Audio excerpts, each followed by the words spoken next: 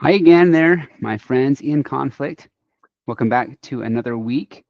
We talked last week about civility in the workplace with the heated political ideologies that have been expressed more frequently.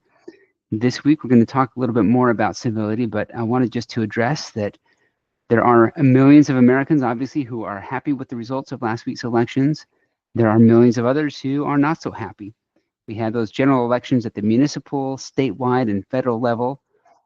And although some people are celebrating, others are mourning, and I just hope that we'll all take this opportunity for what it is, an opportunity to demonstrate consideration and respect and patience with one another. So in that spirit of civility that we started last week discussing, this week I'm going to talk about some examples from the federal judicial system of civility.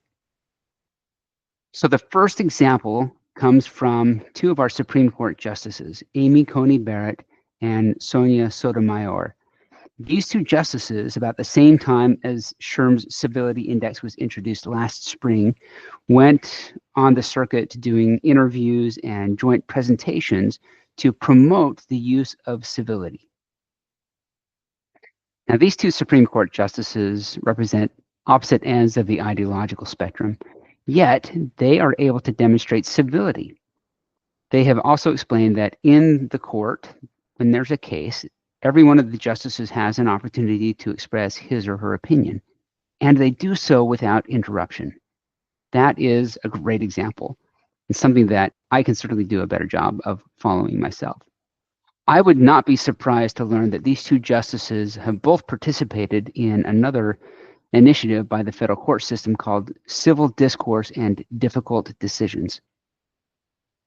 This is an initiative that brings students from high schools, colleges, and law school programs into federal courthouses to experience what it's like to engage in civil discourse.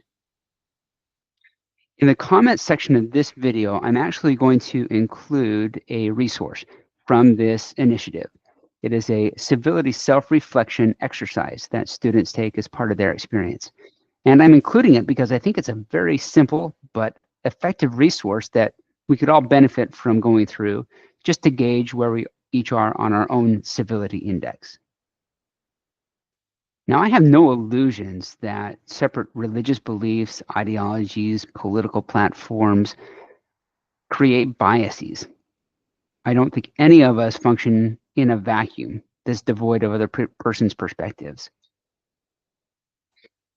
But rather than pretending that there are no biases, I think we should recognize, identify, and own the biases that we each have, but also afford the same consideration to those around us.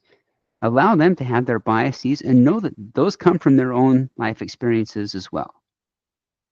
To the extent that we can do that effectively and humanize one another and find common values in those biases, I think we'll do better.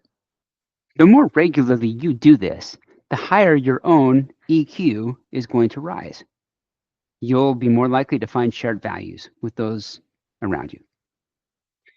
To show that civility is actually a common interest that we share, I've created a couple of graphics that I want to share with you that show what various religious leaders, religious influencers, and certainly scientific thinkers have shared on the topic of civility. So I'm going to repeat again. My objective is simply to help us find those commonalities, those shared interests that will help us increase civility and reduce conflict. That's it for this week.